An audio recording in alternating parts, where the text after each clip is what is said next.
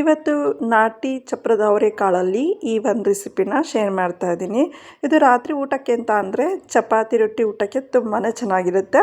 First ನಾನು ಇಲ್ಲಿ ಚಪ್ರದ ಅವರೆಕಾಯಿ ಏನಿದೆ ತುದಿಲಿರುವಂತಹ ತೋಟನ್ನು ಬಿಡಿಸ್ಕೊಂಡ್ಬಿಟ್ಟು ಸಣ್ಣ ಕಟ್ ಮಾಡಿ ಹೆಚ್ಚಿಟ್ಕೊಳ್ತಾ ಇದ್ದೀನಿ. ಆಮೇಲೆ ಇಲ್ಲಿ ಚಪ್ರದ ಅವರೆಕಾಯಿನ ಸ್ವಲ್ಪ ಬಲ್ತಿರೋದನ್ನ ತಗೊಂಡಿರೋದು, ಅಂದರೆ ತೀರಾ ಬಲ್ತೋಗಿರೋದನ್ನ ತಗೊಂಡಿಲ್ಲ ನಾನು. ಇದನ್ನು ಕುಕ್ಕರಲ್ಲಿ ಮಾಡ್ತಾ ಇರೋದ್ರಿಂದ ಕುಕ್ಕರಿಗೆ ಸ್ವಲ್ಪ ಎಣ್ಣೆ ಹಾಕಿಬಿಟ್ಟು ಎಣ್ಣೆ ಬಿಸಿ ಆದಮೇಲೆ ಸಾಸಿವೆ ಜೀರಿಗೆ ಹಾಕೊಳ್ತಾ ಇದ್ದೀನಿ. ಸಾಸಿವೆ ಜೀರಿಗೆ ಚಟಪಟ ಆದಮೇಲೆ ಈರುಳ್ಳಿ ಹಾಕೊಳ್ಳೋಣ. ಈರುಳ್ಳಿನ ಸ್ವಲ್ಪ ಜಾಸ್ತಿನೇ ಹಾಕೊಳ್ತಾ ಇದ್ದೀನಿ. ಮೀಡಿಯಂ ಸೈಜಲ್ಲಿ 2ರಿಂದ 3 ಹಾಕ್ಕೊಂಡಿರೋದು. ಈರುಳ್ಳಿನ ಒಗ್ಗರಣೆಯಲ್ಲಿ ಫ್ರೈ ಮಾಡ್ಕೊಂಡಾದ್ಮೇಲೆ ಹಸಿಮೆಣಸಿನ್ಕಾಯಿನ ಒಂದು 3 ಹಾಕೊಂಡಿದ್ದೀನಿ. ಹಾಗೆ ಕರಿಬೇವಿನ ಸೊಪ್ಪು ಕೂಡ ಹಾಕೊಂಡಿದ್ದೀನಿ. ಇದ್ರ ಜೊತೆಗೇನೆ ಬೆಳ್ಳುಳ್ಳಿ ಕೂಡ ಜಜ್ಜಿಬಿಟ್ಟು ಹಾಕೊಂಡಿದ್ದೀನಿ. ಅದನ್ನ ಒಂದು ಗಡ್ಡೆನೆ ಹಾಕೊಂಡಿರೋದು.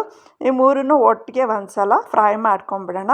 ಹಾಗೆ ಅರಿಶಿನ ಪುಡಿನೂ ಕೂಡ ಸೇರಿಸ್ಕೊಂಡು ಫ್ರೈ ಮಾಡ್ಕೊಂಡ್ಬಿಡೋಣ. ಇಲ್ಲಿ ಚಪ್ರದ ಅವರೆಕಾಯಿನ ಕುಕ್ಕರಲ್ಲಿ ಮಾಡ್ಕೊಳ್ಳೋದ್ರಿಂದ ಸಾಫ್ಟಾಗಿ ಬೆಂದೋಗುತ್ತೆ ಅಲ್ವಾ.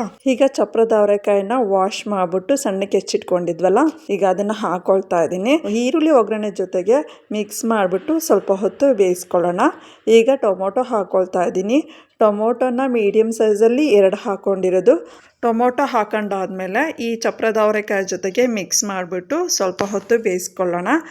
ಈಗ ಇದ್ರ ಜೊತೆಗೆ ಸಾಂಬಾರು ಪುಡಿ ಕೂಡ ಹಾಕೊಳ್ತಾ ಇದ್ದೀನಿ. ಸಾಂಬಾರು ಪುಡಿನ 1 ಸ್ಪೂನಷ್ಟು ಹಾಕೊಂಡಿರೋದು. ಅದನ್ನು ಕೂಡ ಈ ತರಕಾರಿ ಒಗ್ಗರಣೆ ಜೊತೆಗೆ ಮಿಕ್ಸ್ ಮಾಡಿಕೊಂಡು ಸ್ವಲ್ಪ ಹೊತ್ತು ಬೇಯಿಸ್ಕೊಳ್ತಾ ಇದ್ದೀನಿ. ಹಾಗೆ ಇದ್ರ ಜೊತೆಗೆ ಉಪ್ಪು ಕೂಡ ಸೇರಿಸ್ಕೊಳ್ತಾ ಇದ್ದೀನಿ. ಉಪ್ಪನ್ನ ರುಚಿಗೆ ತಕ್ಕಷ್ಟು ಉಪ್ಪು ಕೂಡ ಹಾಕ್ಕೊಂಡು ಮಿಕ್ಸ್ ಮಾಡಿ ಬೇಯಿಸ್ಕೊಳ್ಳೋಣ. ಈಗ ತೆಂಗಿನಕಾಯಿ ತುರಿ ಹಾಕ್ಕೊಳ್ಳೋಣ. ತೆಂಗಿನಕಾಯಿ ತುರಿ ಬಂದುಬಿಟ್ಟು ಮೀಡಿಯಮ್ ಬೌಲಲ್ಲಿ 1 ಬೌಲಷ್ಟು ಹಾಕ್ಕೊಂಡಿರೋದು. ಅದನ್ನು ನೀಟಾಗಿ ಮಿಕ್ಸ್ ಮಾಡಿಕೊಂಡು ಸ್ವಲ್ಪ ಹೊತ್ತು ಬೇಯಿಸ್ಕೊಳ್ಳೋಣ. ಇಲ್ಲಿ ಕುಕ್ಕರಲ್ಲಿ ಮಾಡ್ತಾ ಇರೋದ್ರಿಂದ ಜಾಸ್ತಿ ಹೊತ್ತು ಬೇಯಿಸ್ಕೊಳ್ಳೋಕ್ಕೆ ಹೋಗಲ್ಲ.